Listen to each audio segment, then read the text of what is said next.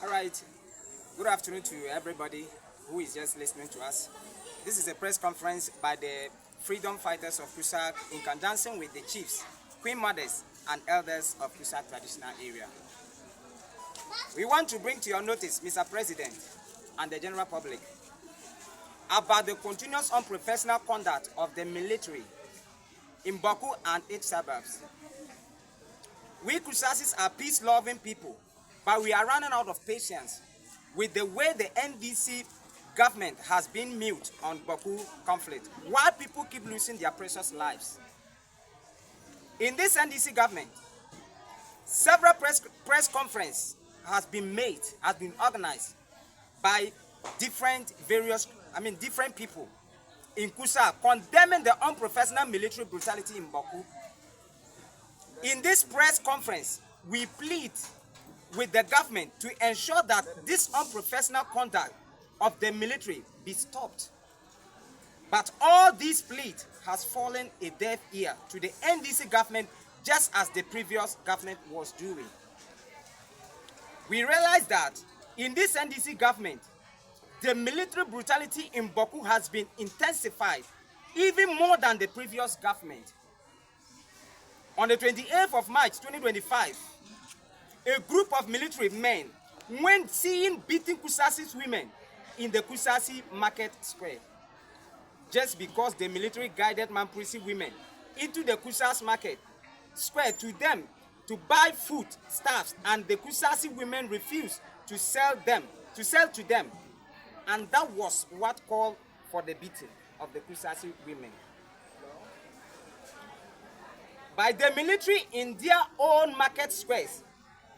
As we address the nation, some of the women are still receiving treatment in their sick bed.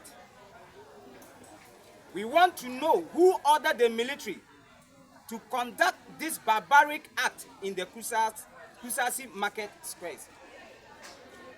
We encourage our women in the Kusaug market square not to sell even a leaf to the Mamprisis, even if the military escort them into the Kusaug market. Don't sell anything to them. If any Kusaug woman is caught selling anything to the Mamprisis, we will treat you like Mamprikwa. Just 3 weeks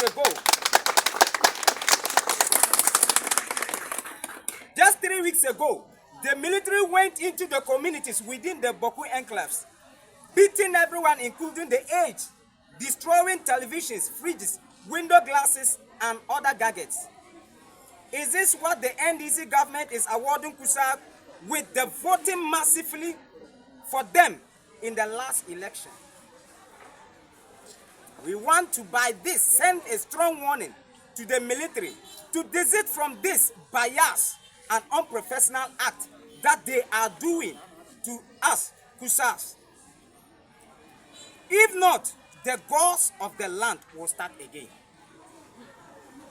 The military are defying the orders of Zuguran, the overlord of Kusaug, because the overlord of Kusaug passed an order that there's no intertrading between Kusaugs and Mamprisi until things return to normalcy.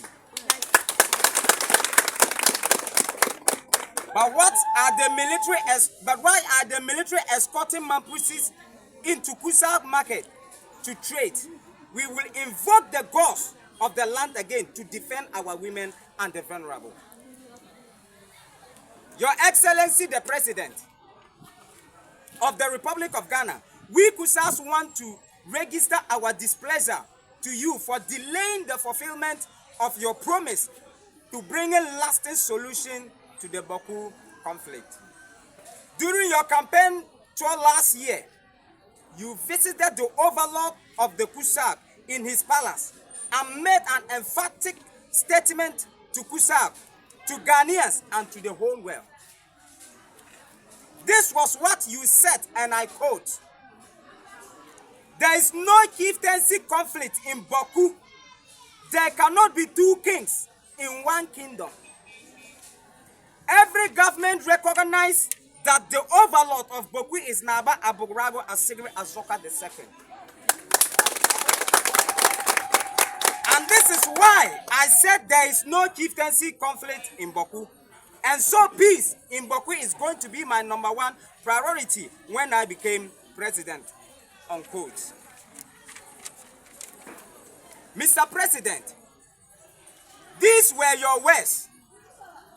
And now you are president of the republic, and the issue of Boku is still being massaged under your government just as the previous government did. Mr. President, when we heard your promise to bring a lasting solution to the Boku conflict, we were overwhelmed by it and thought the NDC was our savior, and that was why